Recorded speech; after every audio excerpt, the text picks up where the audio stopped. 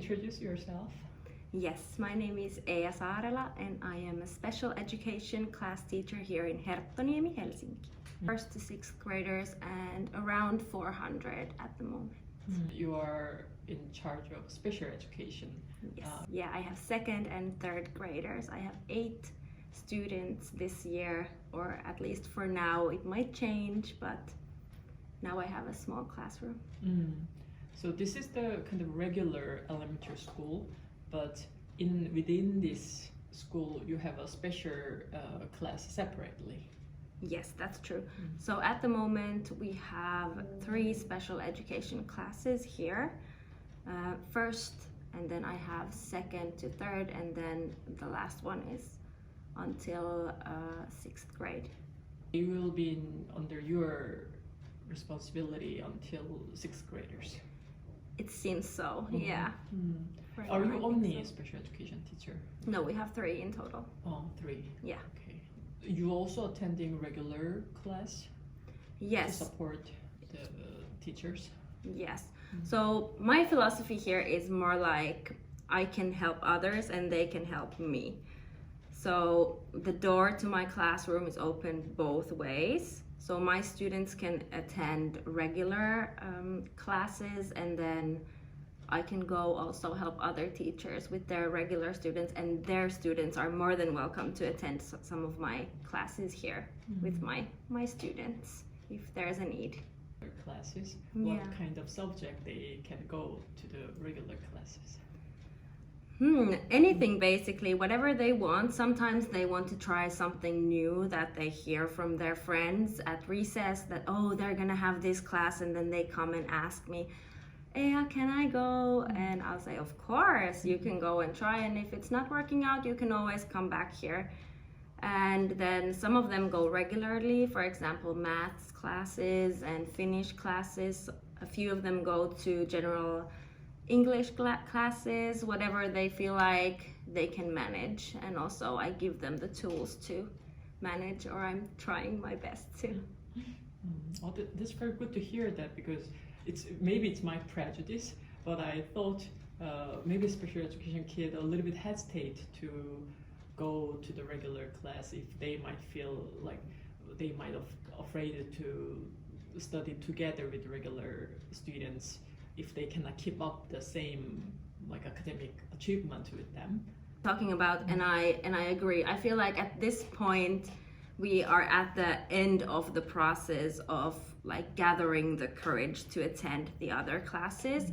For example, first grade with one of my students was that me and him were looking outside the window when the others attended general classes, and then it took around 3 months, and then we went there. We were in the same classroom, but we were at the very end at the corner, and he was like on my lap all the time. And now 2 years later we are at the point when he is sitting at the first row. So the change is slow, but it's super rewarding. And I think this profession is something you need to, like, the worst thing you can do is rush with kids. They are only 7 years old when they attend school here, so just give them time and be patient. Very sweet comments, like you don't need to be rushed. I think maybe many teachers or parents also need to keep in mind there in their mind. So most of times they are not that much patient. For, not only for special kids, but like regular kids as well. And the kids get overwhelmed super fast. So just to set the goal for that specific class is something that is super important to them. For example, our goal was maybe for one school day that, okay, so today we are going there for 4 minutes. And then I have a timer, and they don't have to like do anything, say anything, they don't have to be present. They can just look at the timer for 4 minutes, and then we did it, and then we celebrate small things. And then maybe next week it's going to be 4.5 minutes. And 2 years later it's 45 minutes, and they enjoy it. Make the small steps first, and then go. From your lab to the first grow. in the Yeah, and now classroom. when I go close to them just to check if they are doing what they are supposed to do, they give me the like, go away. Like, I can do this on my own. Oh. So it's also very amusing. Mm. Like, this is super rewarding and funny.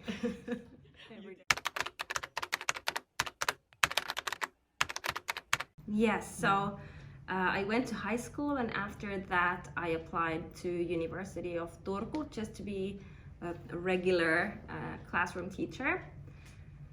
And I did the bachelor's there. After that I had a chance to apply for the special education program, and it had a specific like other exam. I took it and I was lucky enough to get in with the first try, and so I did it during my master's. But the regular way is to first do the bachelor's and then master's and then specialize in special education. But my program would be 6 years in total, but I did mine in 4 because I just wanted to be a teacher fast. And I see. So regularly it takes longer time than becoming a classroom teacher. 5 years to be a classroom teacher and 6 years to become a special education classroom teacher. Why you want to become a special education teacher? Like, is there any turning point to you kind of make your mind? Yes, my family history has a lot of autism. So my cousins and my brother are on the spectrum, so that's always been very familiar to me. And my mom is also a teacher, and my aunts. Yeah, all of the women in my family are teachers. Oh, yeah. Oh, So education family. I tried to avoid it until the last minute. I was like, no, I'm not going to be a teacher like everyone in my family. But then I was like, okay, I have to face my faith. And I need the challenge. If every day is kind of the same, I feel like I can't keep my interest or my motivation up. So this profession gives me just enough challenge every day to make every day different and challenging enough.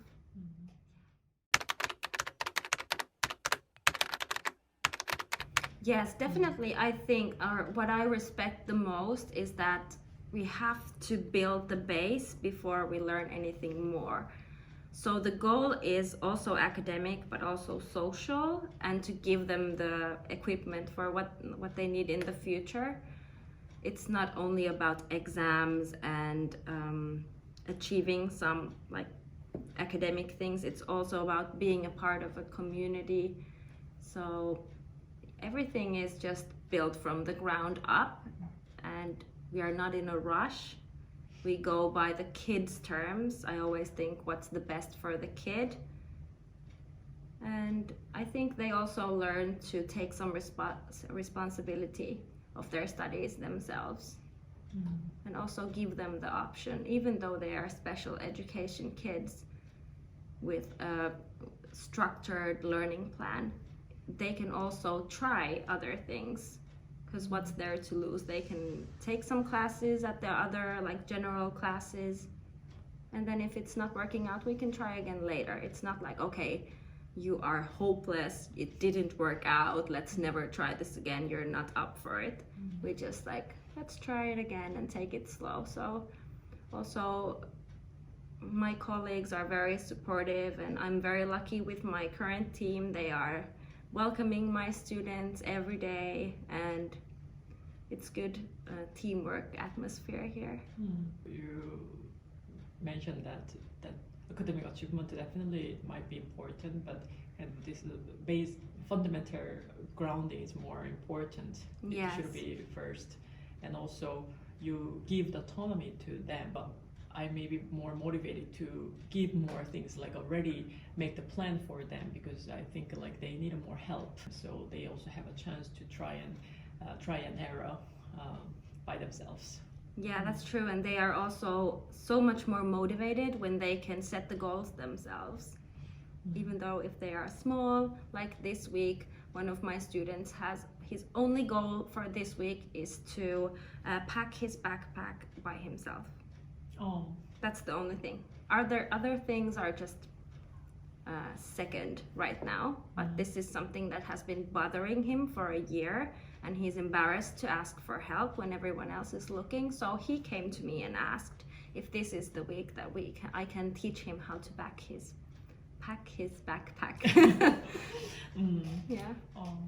Yeah, but it's nice that he can come to you voluntarily, and then kind of he said he wanted to do that. Yeah.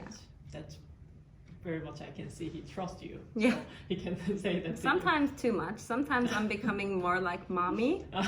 So now it's my personal goal to take some like a step away and not be the mom, because now they give me all the emotions. And sometimes, of course, there are some kids that I have more communication with them than their parents. So I am the safe adult to some of them, and that's normal in this profession, but I'm just trying to set the boundary between teacher and mom.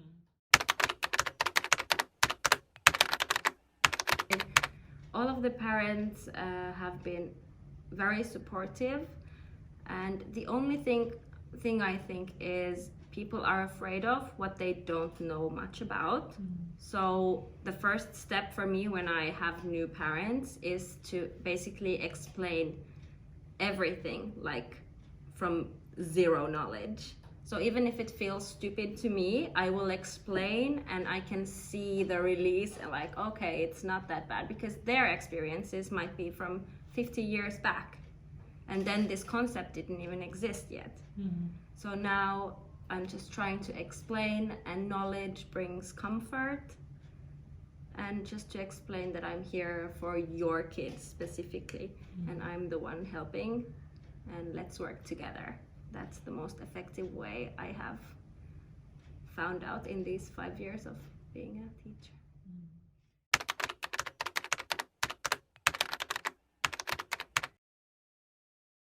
I always thought, how come they trust me so instantly? Because I never experienced the questioning part. And I've always made it very clear of my experiences and my background, and they trust me. And I think in this field, I was saying that trust must be earned. And in this field, I don't think it's true. I am your student's, your kid's teacher, so automatically I should have the trust, and you are the parent, so I automatically trust you, because our mutual goal is the well-being of the kid. So why wouldn't we trust each other is the question.